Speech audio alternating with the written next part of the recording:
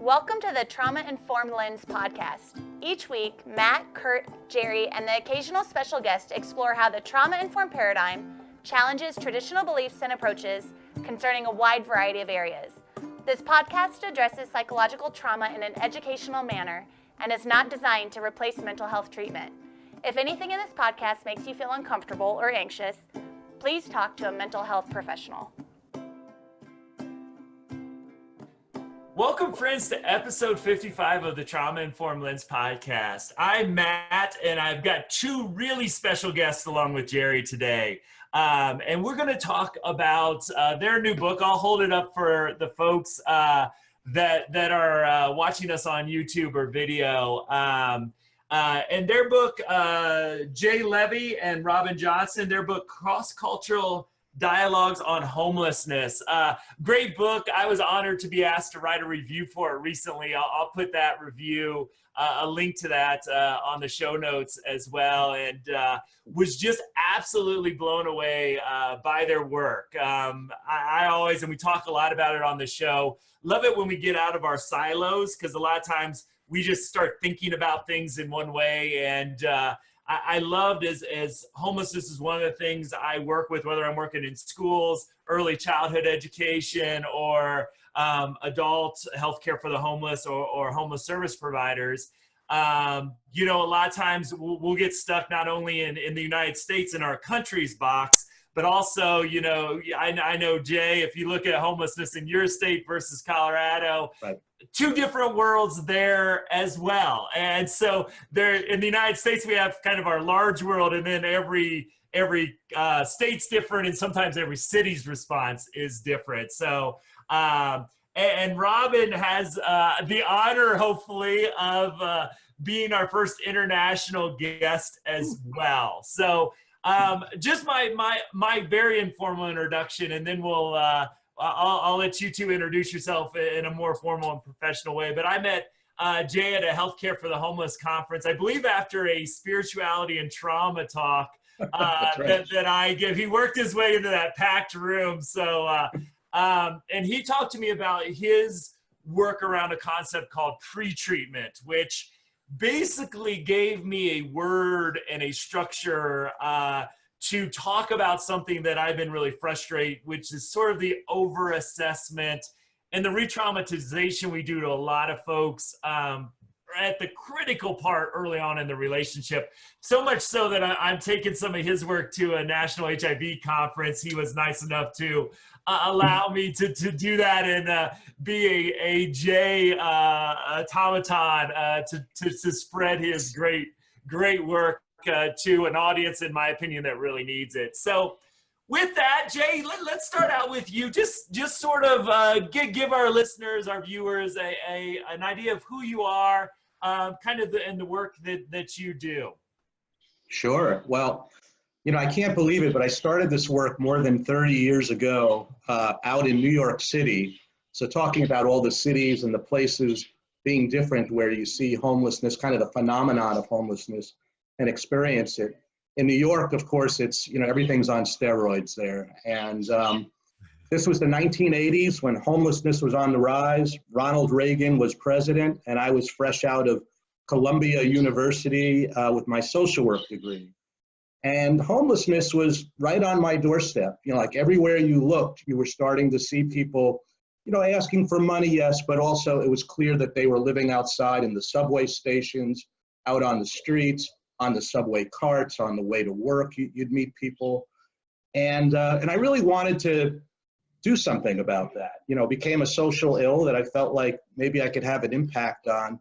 And I wasn't very satisfied with just giving out quarters, which is what I was doing. I'd leave house with a pocket of 4 to 6 quarters and give them out. And like, how do you decide like who to give a quarter to? You know, it's like you get into this place of, you know, who's worthy of my quarter, which, you know, is absurd in itself. So I got to a point of really wanting to know about people and experience their stories and work more from a narrative place and kind of find pathways to helping folks. And from there, I ended up working with the Manhattan Bowery Corporation in New York City, doing outreach in the streets, going to places like the Port Authority, Penn Station, Central Park.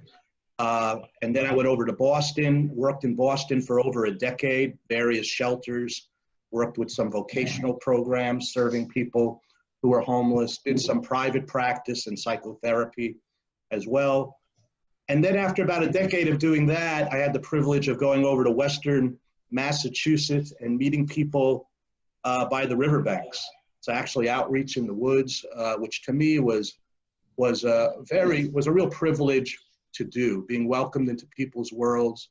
And it was nice being in all these different settings and really seeing how the environment kind of impacts the psyche and the way people think, and to just appreciate these different worlds and the different interventions that were needed to kind of work with folks and help them and build those pathways to housing, resources, services. Right now I work with Elliott Community Human Services. I'm a regional manager. I overlook several outreach teams that do the work all the way from the Berkshires through Central Mass, really for half the state of Massachusetts. It's called the PATH program.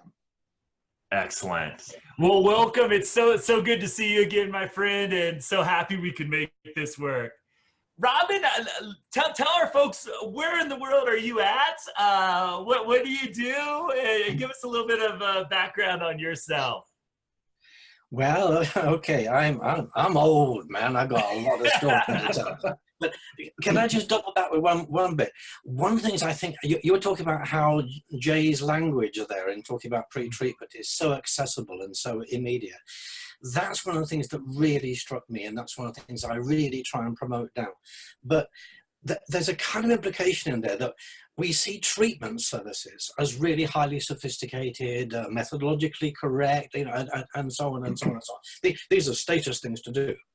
Whereas homelessness work is seen as some kind of, at best, quite challenging forms of empathy, but there's no real skills, or there's no real techniques, there's no real sophistication involved. Oh, certainly that was the view of homelessness that I think I had myself as part of my professional training. I trained as a social worker and went on to become a mental health worker. But what Jay really does with that word pre-treatment, I think is incredibly powerful. What he's saying there, Jay, you may want to correct me. Hi, Robin, you're doing great. It seems to me that what he's saying there is that you need all the same skills, all the same engagement skills in working with somebody who isn't ready for treatment. And in fact, you need even more, because you haven't got their willing compliance that you can just readily suppose. They haven't been through all kinds of processes of being referred by somebody else, so they've been kind of molded into client status. And for that, you need all the skills of treatment and more besides. That was what I really loved about Jay's reframe, really, about what homelessness services are doing. Okay, so let me step. Jay, are you happy enough with that description? Yeah, the only thing I would add to reply. And I know I'll have a chance to talk about pre-treatment later as well, but the only thing I would add is it's really based on an outreach counseling model toward helping. So the people we're connecting with are not the folks that are raising their hands and saying, I have this issue and that issue and I need treatment. I don't even like the word treatment, because most of the folks I work with don't like that word. It's like giving me the treatment. It's not a friendly kind of word. It's very clinical, which sounds cold, as opposed to warm and relationship-based kind of stuff. So, that it's outreach counseling, that it's not people raising their hands. I like to say there's kind of a bias around people needing to be ready and being able to name their problems in order to help them, yet great majority of people that actually need these kinds of interventions are not raising their hands, yet they're extremely vulnerable. Great point. Yeah. So Robin, give us a little brief introduction of yourself before we dive into the book. Okay, I'm going to cut long story short, but I'm going to right in the beginning, in the late 60s and the early 1970s, the radical years of the 60s, I got really attracted to and got really quite involved in a lot of the radical psychiatry thinking, Ronnie Lang and a lot of those kind of communities. And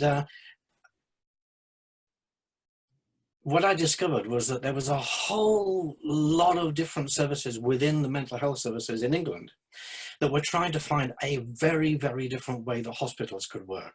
Rather than being this kind of treatment places where we do things to you and you are the passive recipient, it was much more engaging. It's much more about involving people, much more empowering and so on. And to do that, you had to completely rethink the way the hospital itself worked. You couldn't just add on a little kind of glitter of empowerment on an institution that continued to process in the same way. We did everything together with the users, people, we cooked together, we ate together, you had community meetings to decide absolutely everything. It was called the therapeutic community approach. And I know in the States you have a slightly different version of therapeutic communities, which are rather more hierarchical because they grew up in the drug and alcohol world. In the mental health world in England, they're much more egalitarian and democratic, effectively. Yeah. So it's not slightly different, Robin. It was quite a bit different. But. Yeah, it is quite. Yeah, we have the more controlled TC, but from what I understand from people still involved in that world, there's more and more dialogue between those two approaches anyway. So even those old distinctions break down once you start to really talk to each other. Right. Cut a long story short, I eventually trained as a social worker, wanting to work in mental health, became a mental health social worker, was involved with all the usual range of treatment and multidisciplinary teamwork and so on. And then gradually, over a period, I found a number of my clients who ended up homeless and being sent down and working with some of the voluntary sector homelessness services we had in the part of Nottingham, where I was then living. And I was really amazed to discover that a lot of the homelessness services that I saw, and we had very, very good services in that particular city. A lot of but it wasn't just there, it was, but we were particularly there.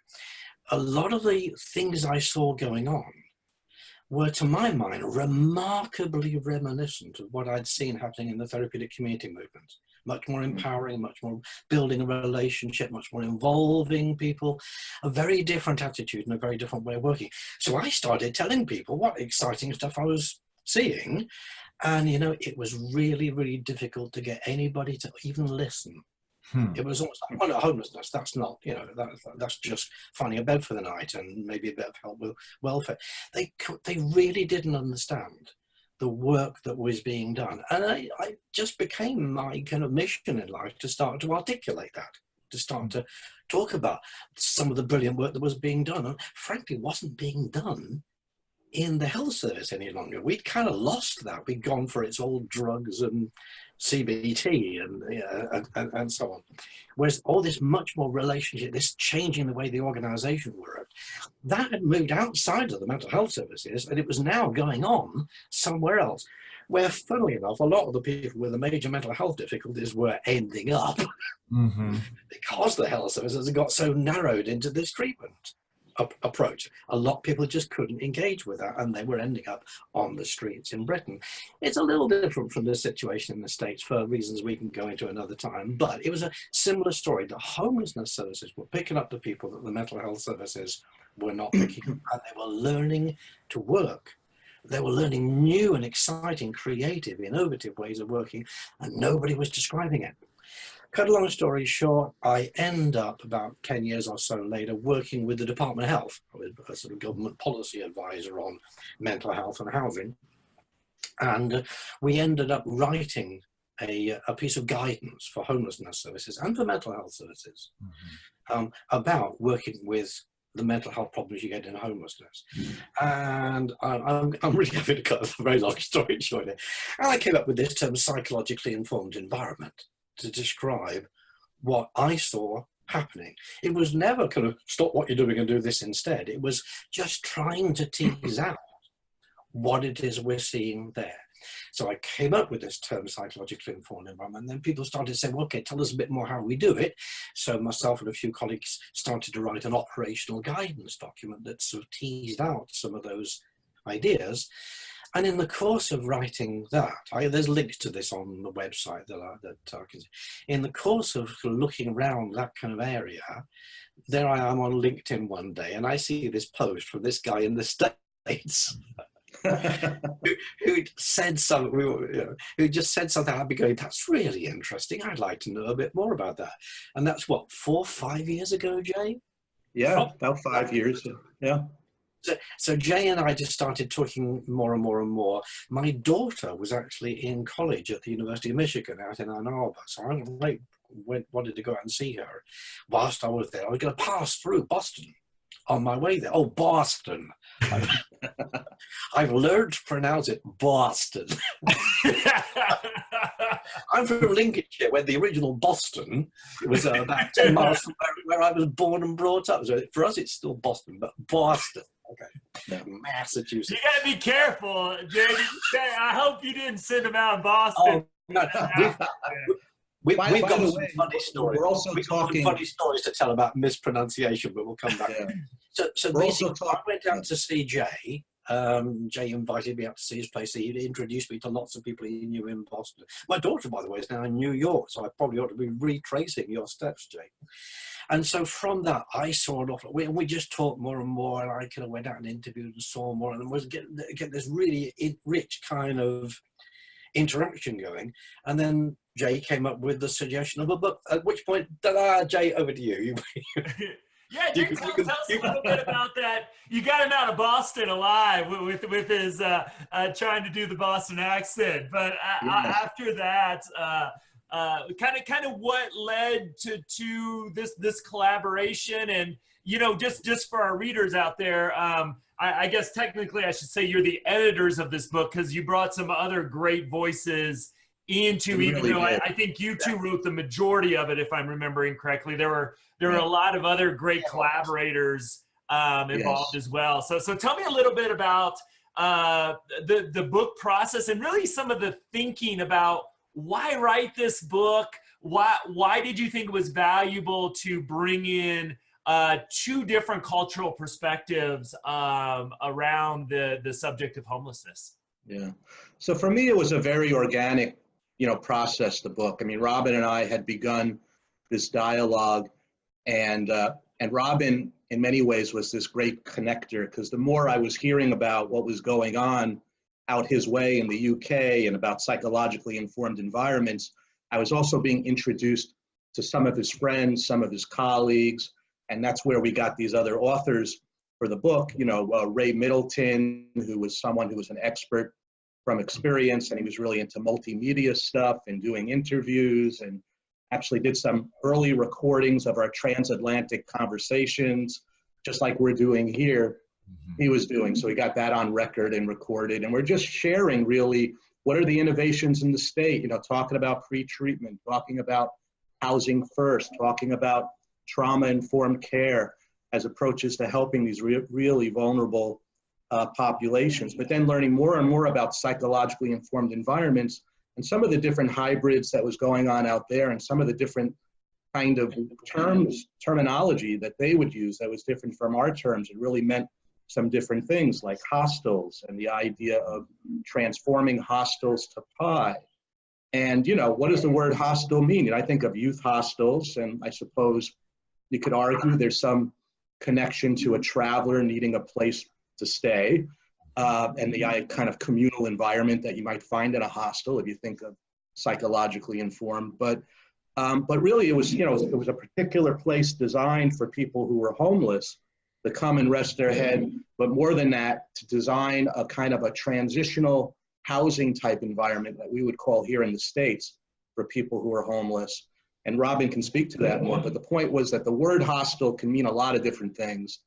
And I didn't really know what he meant. And so, you had a lot of things that have been written about hostels and homelessness and what's going on in the UK, and us having really no idea about that in the States, as well as even the use of PIE versus trauma-informed care. We just didn't have the language to communicate well. So as we learned each other's language, kind of developed a common language, which, by the way, is a key principle of pre-treatment, which is common language construction, development.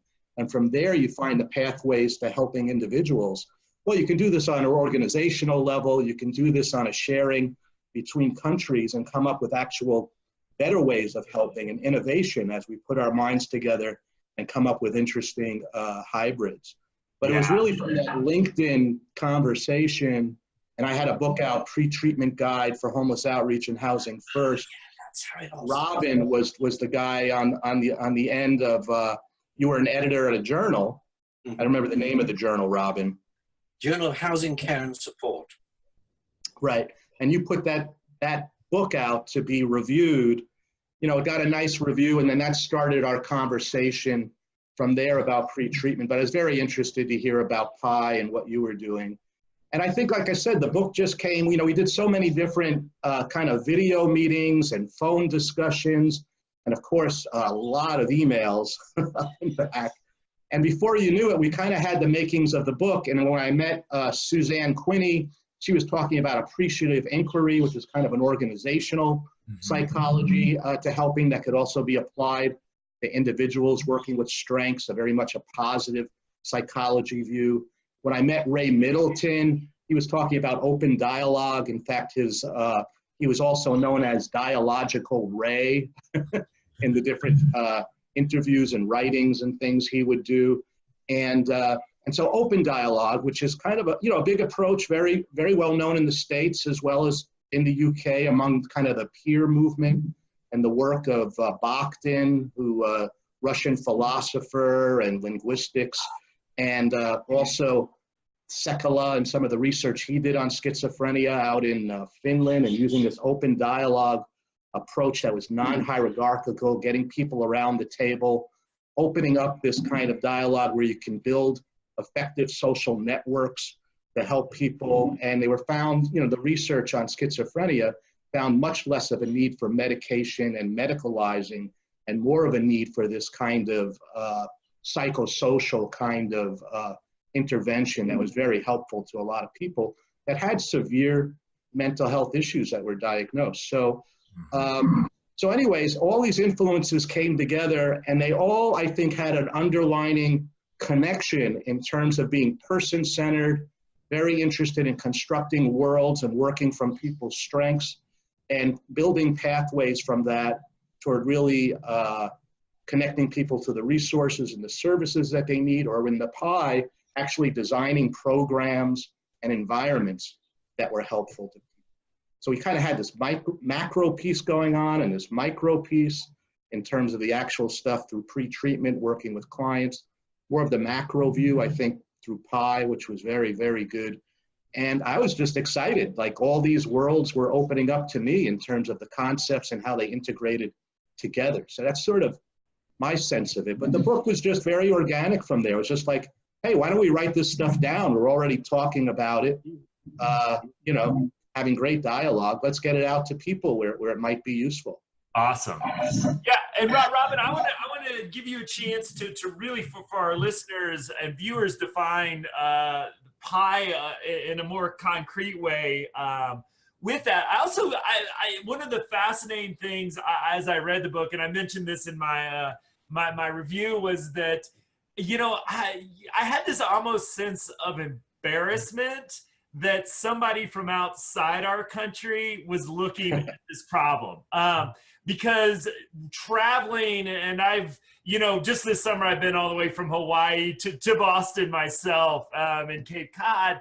You know, homelessness is, I just don't know how long a society can maintain the level of homelessness and treating people the way we do while maintaining itself.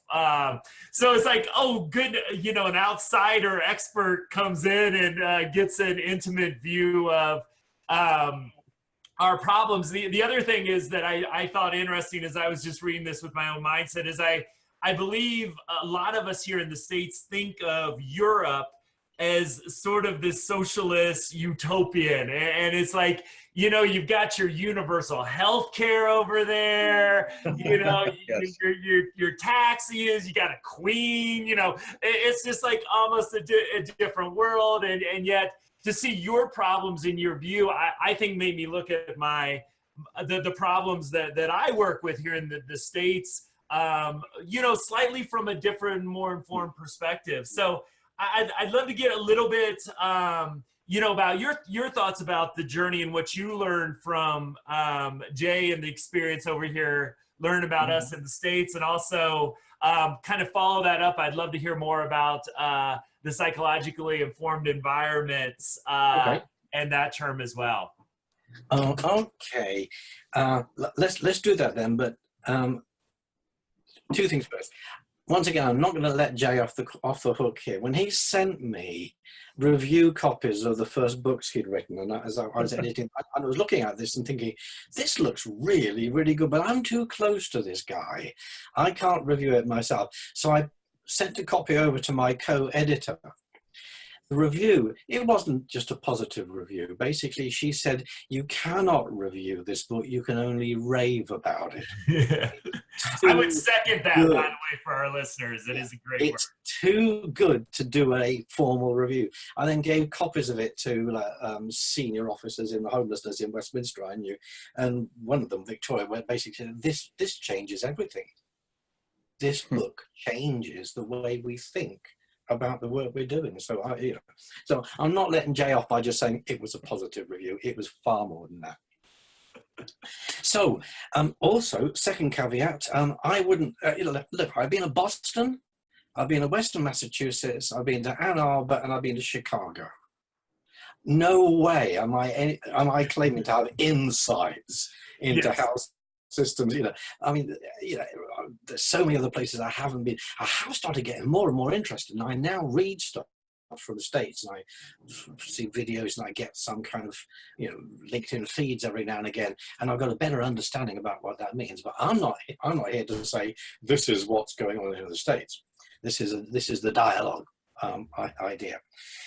What did strike me, though, after the conversation with Jay, was that we've done a huge amount in the last 20, 30 years in the UK to move away from those kind of 200, 300, 400, 500 bed units with dormitories and bunk beds and so on. That's what some homelessness services were like in Britain in the kind of 70s and 80s when I first started coming across this kind of world. And there's a lot of money, simple money, got spent in breaking them into smaller and smaller units where it was possible to have a different atmosphere, a different kind of culture, much more personal, much more, not at home, but at least somewhere that was a sort of what you would call recovery housing.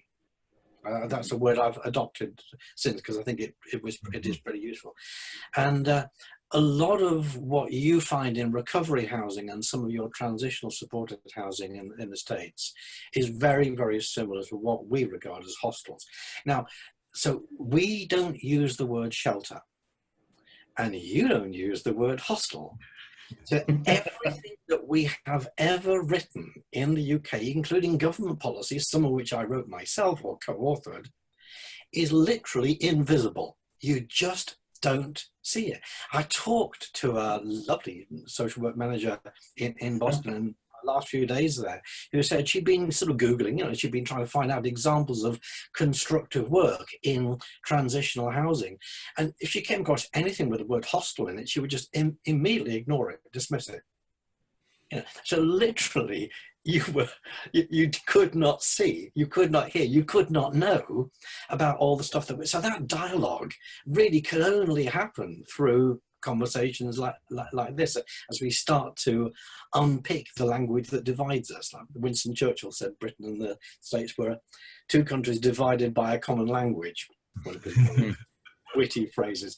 And I think that is so true of the way people describe housing and homelessness and so on. So, okay, with that in mind, bearing in mind that my background here was in mental health and in this therapeutic community approach, where the idea was to get the whole experience of being there should be constructive. It wasn't just a place where you just sat and had meals and slept whilst waiting for the psychotherapist to come and do therapy on you. Everything about being there had to be part and parcel of the therapy. And that's what I found going on in some of these other homelessness services that we call hostels.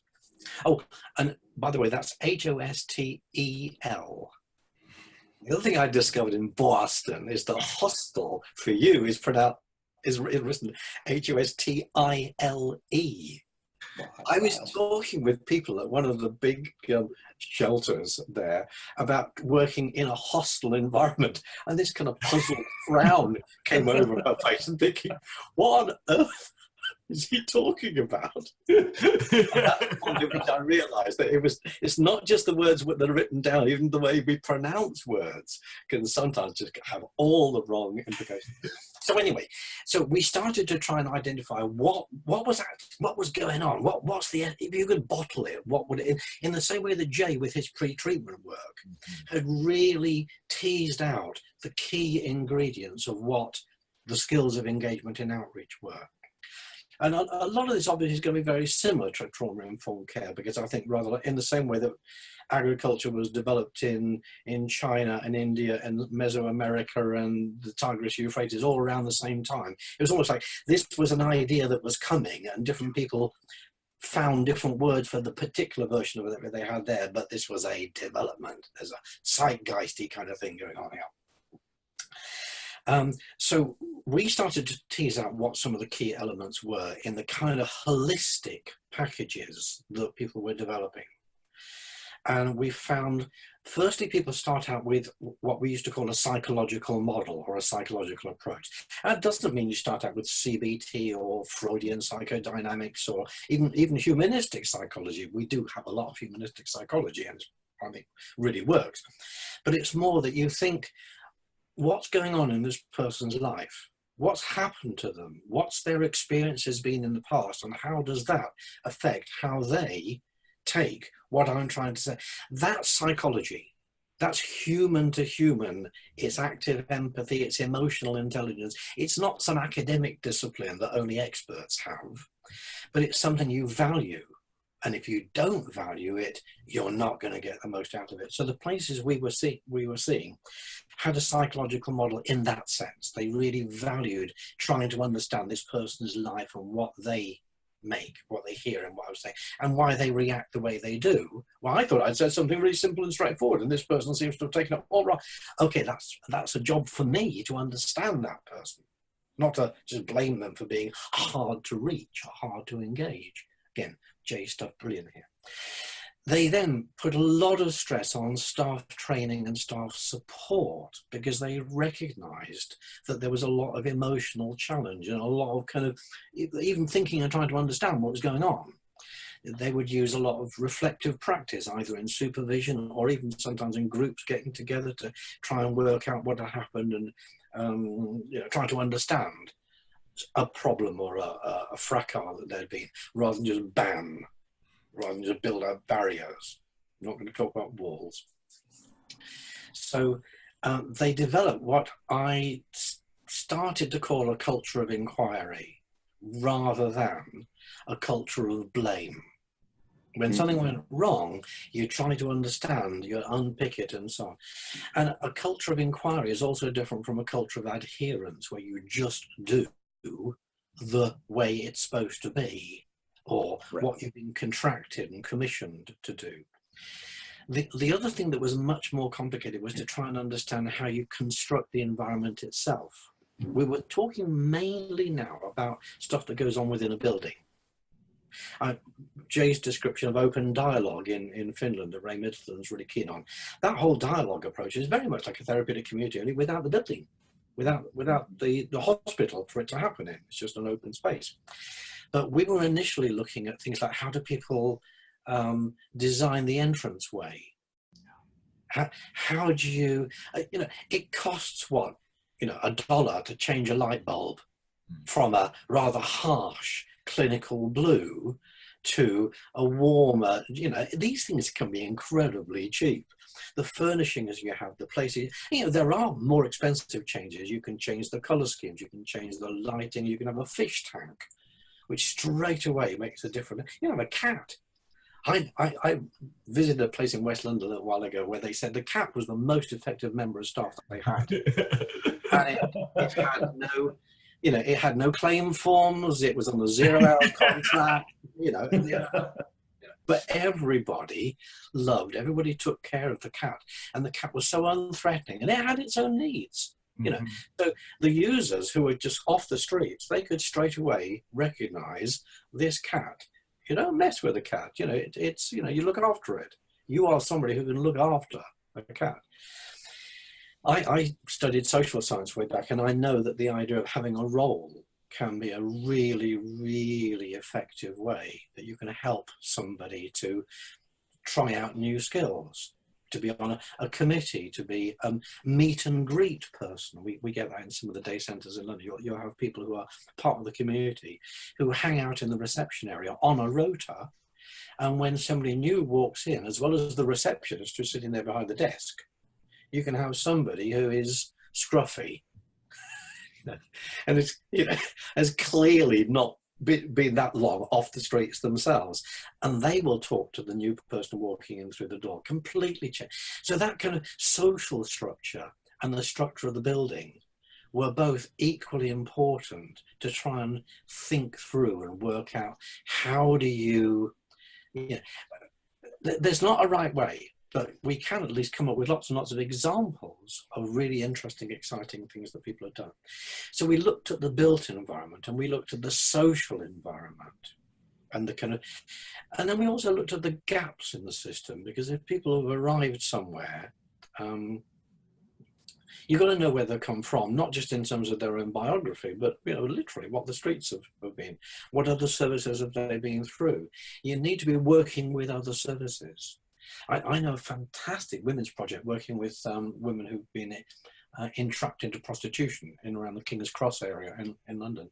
And they've done so much work working with local police and with the childcare social workers to make sure that if people start to talk about the difficulties of the family, then you don't get the sort of child protection mob barging in and disrupting all of the relationships they're trying to form. They did as much work with other services around in order to be able to create the atmosphere and the kind of creative community within.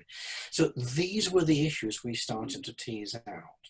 And so there's 4 or 5 key themes there: psychological model, staff training and support, having a culture of inquiry, working with the whole systems, the social systems within the building and the social systems and referrals outside, and looking at how you use the physical building itself and the day-to-day routines.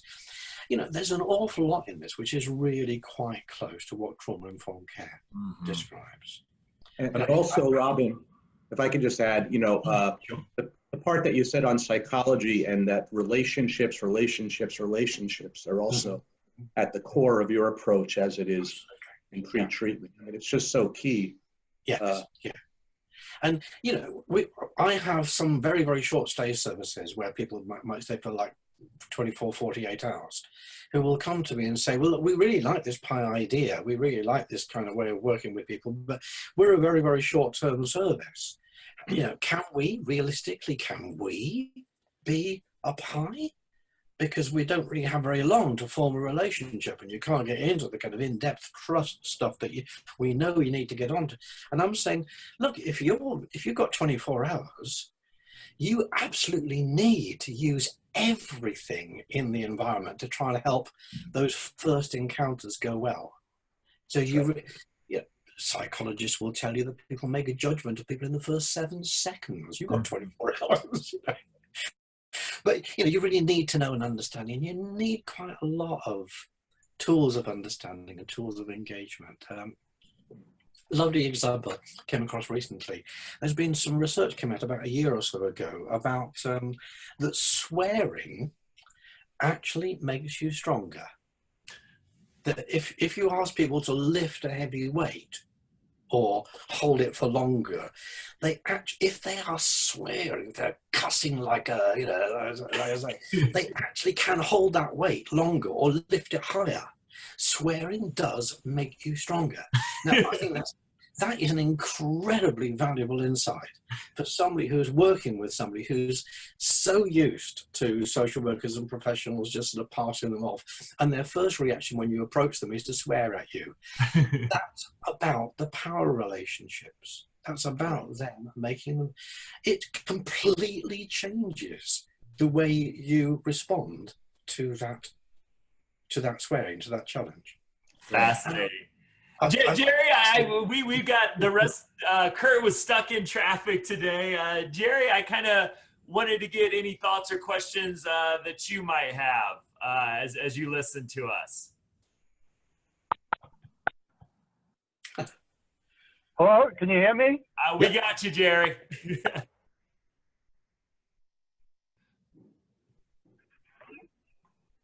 Okay. First of all, fascinating work. You know, I think the parallels to trauma-informed approaches is fantastic, and it's you know, much more practical use. And you know, I think that this concept of being with somebody as opposed to doing to somebody is so important in terms of I think that the thought was that even this concept of treating something means that something is injured, as opposed to something has adapted, right? Is in a way, the way we conceptualize what we're actually doing changes how we approach it. So I think your thoughts about creating an environment, psychologically informed, trauma informed, however you want to describe that, but creating an environment, I think, you know, Sandra Bloom, who does The Sanctuary, did a lot of work on Maxwell's therapeutic community out of England, and trying to incorporate those concepts into this issue of social status. That how when we perceive ourselves in lower power to somebody else, how it actually changes our biology. Right? So when we approach somebody and we can really be next to them, walking next to them instead of, you know, over them, how that allows somebody's biology to be better regulated and to be in some ways to bring their best self. So I think the work that you're doing and the way that you talk about it is just, it's really nice to see how that is generalized into working with homeless. But I do think a lot of these concepts are applicable to the work, whether you're in school, whether you're in a treatment center, whether you're parenting. They're all really important concepts. Right. Yeah, absolutely right. In all the descriptions I've been giving about what we mean by a pie, the word homelessness doesn't actually appear. Right. Any services which is working with people who are excluded or at risk of exclusion, or who have got quite complicated needs, these are the skills, these are the kind of holistic messages that you're trying to give. And it's not, I mean, the whole idea attempted to pin down, to identify what was happening in homelessness services. But it isn't just about homelessness services. Right. It is about how to be creative and innovative in engaging people. And the same is true with pre-treatment, that whether it's pre-treatment or PI, what you're really getting is this kind of scaffolding that can guide folks in terms of the work, and kind of, you know, in some ways more like what not to do. What to do has to kind of come out of the work itself, because we're very much connecting on, you know, getting person-centered, connecting to people's stories, their meaning, and really working off of what we're discovering in our journey with the person toward helping. So in pre-treatment, there's also kind of the scaffolding of 5 principles of care that we follow. And the first is about relationship building and engagement, and there's stages of engagement. And what we're trying to do is to get to that stage of getting goal focused, but it begins first with just getting an initial successful communication that's welcomed, and then an ongoing relationship where we're establishing the different roles, the roles of like kind of what we can offer, kind of the rules of engagement within our service, as well as listening to the client's language and where they're coming from and what they value. And from there, defining goals in that common language, which is the second principle of pre-treatment. It's common language construction. So it's very important that the goal that we work on, that focus, is not one of our, goals from our intakes or our need areas or something like that. Maybe we can fit it into that later. But the reality is it needs to come from the words and the ideas and the values of clients so they have a sense of ownership in terms of the work that we're doing. And then the third principle is ecological considerations, which can mean a lot of different things: person and environment work, ecological social work is some of the principles it draws off of. But it's basically looking at the process of transition and adaptation and the question of how do we support transitions. And if we join the client in supporting transitions and really think about that transitions are happening everywhere all the time. When we meet someone, they're transitioning to the meeting with us, a transition to person, or they're transitioning to the stage of a relationship, or they're transitioning, if they're homeless and on the streets, maybe to the weather, or to the upcoming change in season, or if we're housing someone, it's to a new environment. So how do we help? How do we assist with those transitions? And even more than that, how do we ride transitions toward greater engagement? If we become perceptive of the transitions that are happening right in front of us, we can make an offer that'll resonate in the client's world to consider to let us in and do some work with them within their kind of house of language. And then the other piece is facilitating change and change model and motivational interviewing techniques. And we kind of break down in probably 6 different domains, ranging from mental health to medical issues to addiction, as well as looking at generating income, looking at housing, looking at developing a meaningful structure. These are 6 different domains that we can apply the change model to. So it's not just an addiction kind of intervention. It's much broader than that and has much more use than that that's very effective. And then the last principle, and all of these principles are simultaneous in the work, is about promoting safety. And this is really important because the question is, are we taking the work from a harm reduction standpoint or a crisis intervention standpoint? And our stance with the client, our activity, how active we are, how passive we are, changes depending on what kind of stance we're taking and what we're doing. All of these principles are simultaneous, and all of them kind of work together toward getting person-centered, goal-focused. And in the end, we're bridge builders and interpreters, or I like to say better, interpreters and bridge builders. So it's cueing into people's worlds, understanding it, but then building the bridges to the resources and services that are needed. And that's what that initial book, Pre-Treatment Guide on Homeless Outreach and Housing First, is all about. But it tells all the stories, all the narratives, so you get a real sense of what the actual work looks like in story form of the outreach worker approaching someone, and then how things go from there. Great.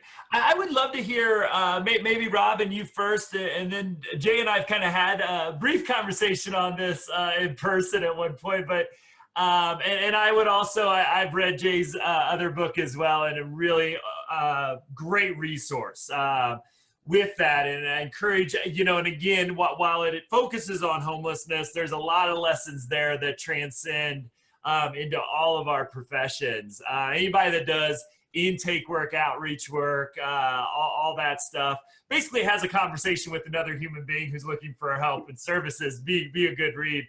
I would love to kind of, as we sort of start to wrap up here, though it hurts me to say that because I'm enjoying this conversation so much.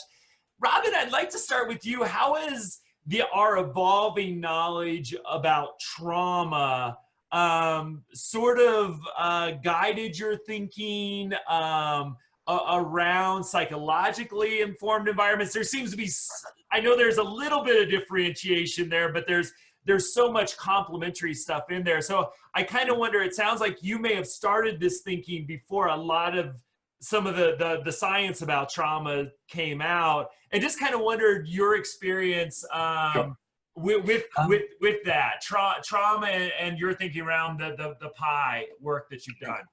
Okay. Remind me to come back to mentioning the PI link, because there's an awful lot of stuff that I got written on this website that I think people might be interested in finding their way around. Okay, to be perfectly frank, I think if we'd known of the term trauma-informed care in the UK around the time when we were first writing that first document about psychologically informed services. I'm not even sure we would have used the term PI. I think we would have just said, yes, we're talking about trauma-informed care. That first guidance document, it came out about 2010. We always used to call it the complex trauma paper. Its full title is non-statutory guidance on, I can't even remember the whole that's a mouthful, but we always called it the complex trauma guidance because we always used to say what this is about is services working with people with complex trauma. There was a lot of interest in sort of resurrecting the idea of personality disorder as a legitimate need for treatment, and personality disorder and complex trauma are quite similar. I actually prefer to talk about compound trauma rather than complex trauma because you get layer on layer on layer of more and more bruises and scars as somebody with some difficulty, their needs get mismanaged and they get more and more distrustful and cynical and despairing and alienated and so on. So we're talking about compounded trauma rather than just one massive complex trauma. And of course, power relations and ambivalence and moral conflicts come into all of that. So even when we wrote the first paper in 2010, we were saying continuously through that, there is an enormous amount of new and exciting science coming out, linking early trauma in childhood with subsequent re-traumatization, and it's really important that the services don't make it worse, which they tend to do. That stigma, as your friend was saying, the stigma and disempowerment is itself, you can see a neurological correlate there, and it's not just something human. You can find this in baboons, in baboon hierarchies. We can now measure the dopamine levels or whatever. I think one of the main differences, though, between trauma-informed care and psychologically informed environments is that we do much more stress, or at least I do much more stress, action learning from the client, rather than received wisdom from textbooks on psychology and neuroscience and so on. Those things are really valuable, but I think their real value is that they give you confidence to start to make the relationship. If you see the relationship solely through the research findings, I think, frankly, you've set up on the wrong footing.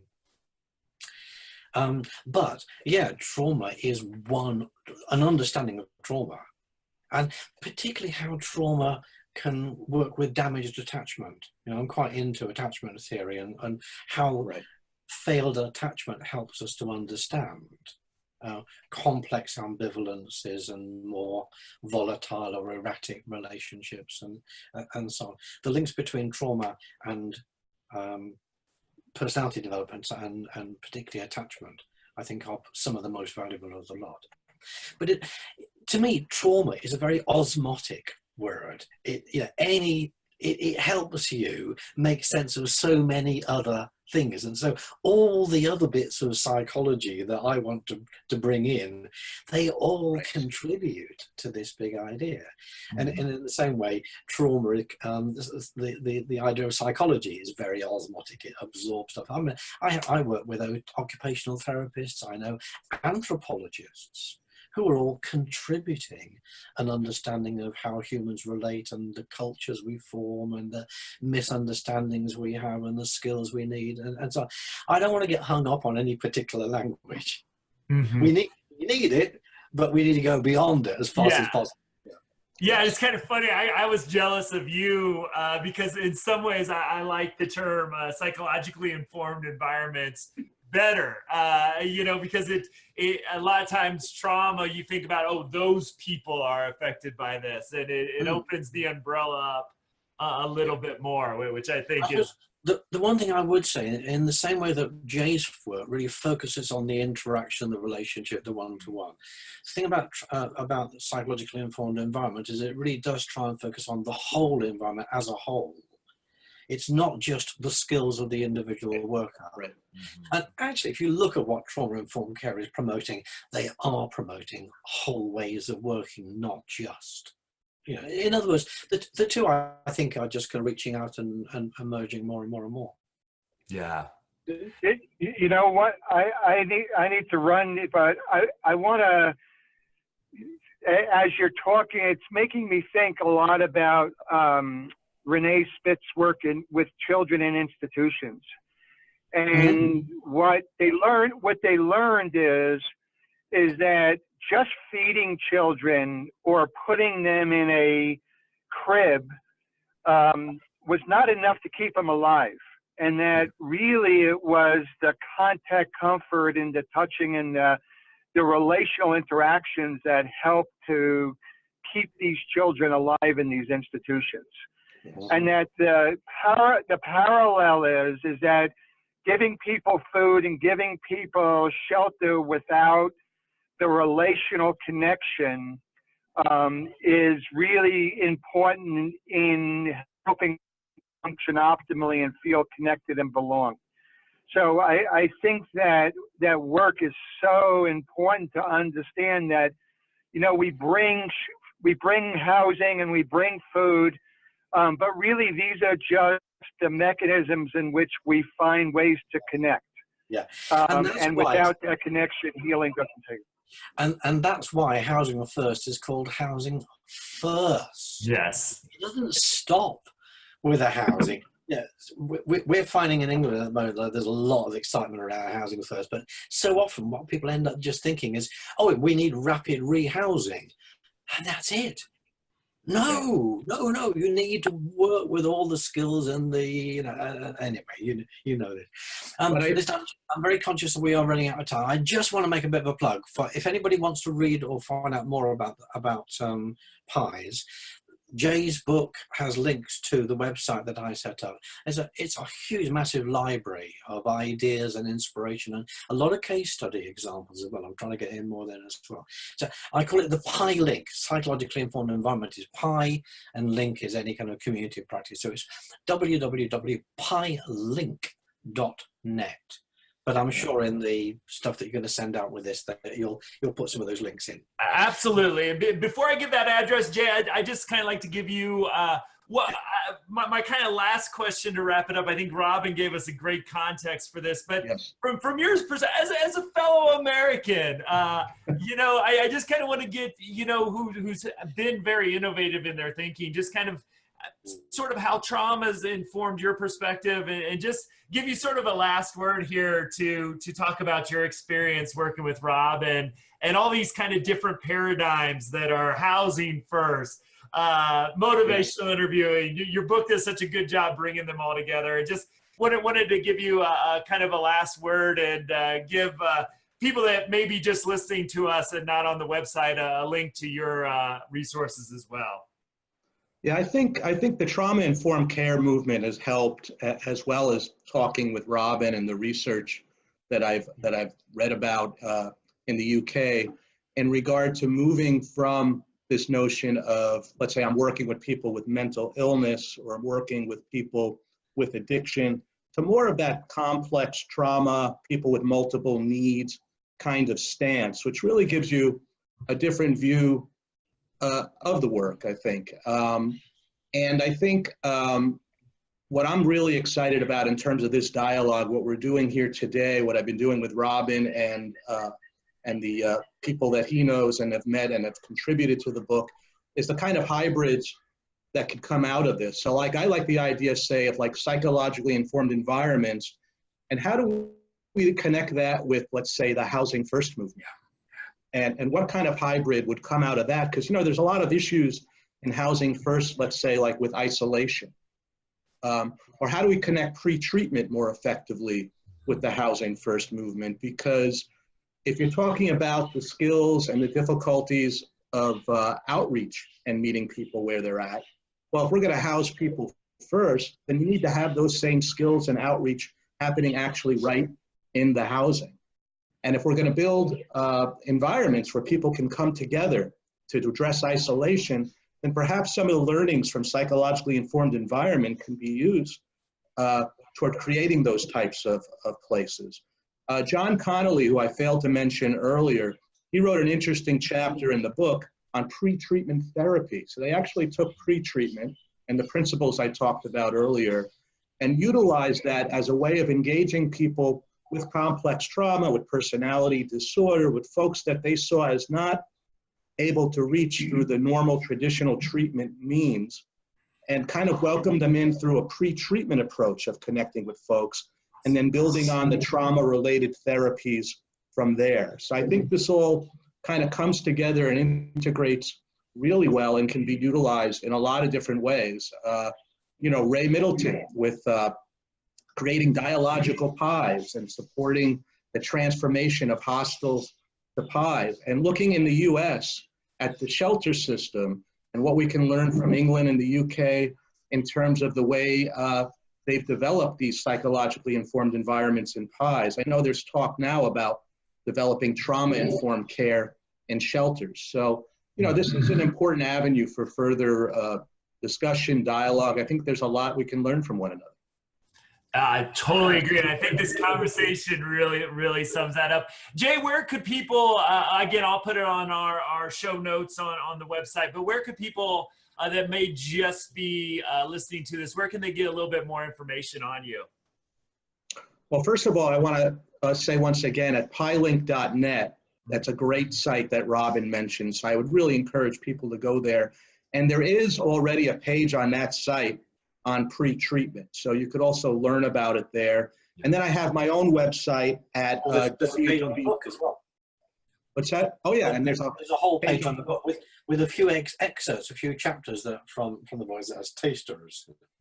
Yes. And then also I have my own website, www.jslevy.com, JAYSLEVY.com. Great. Well, I want to thank you both. This has been, I feel like I got to be part of your conversation, which is, after reading your book, is really exciting for me. I think it has to continue. Well, I hope That's so, right. Because I always like to say, I love when people challenge me. Compound trauma is something I'm going to be ruminating about now. I love that terminology. So you gave me a little nugget. Probably a future episode of the podcast, we'll talk about that as well. So, so the book again is Cross-Cultural Dialogues of Homelessness. I really suggest it again, just the thinking behind it, how, and with my work, our listeners will know, trying to bring all these paradigms together to fit them in a cohesive treatment model. And I think you guys did an amazing job of that, learning from each other and teaching us about those lessons. Another big question that has stuck in my mind probably for a decade now is I put in a trauma-informed leadership journal article for consideration to the Journal of Therapeutic Communities, where Dr. Bloom, it seemed like the only thing maybe 10 years ago that anywhere in the world that was really looking at trauma informed from a systematic perspective.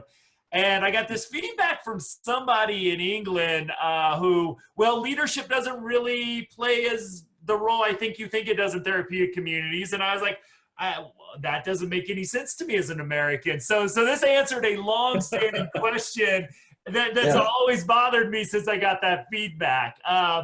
So very insightful for me on multiple levels. So as always, you can find resources. I got several links from both Jay and Robin that can get you to all these if you didn't have a chance to write them down. We'll also put a link to their book as well. Definitely check that out. And Robin and Jay, thank you so much for this wonderful conversation. And hopefully we can have you guys back at some time and continue with this cross-cultural dialogue of our own. So thank you both very much. Okay. Thank you, Matt. It's been a pleasure. Yes.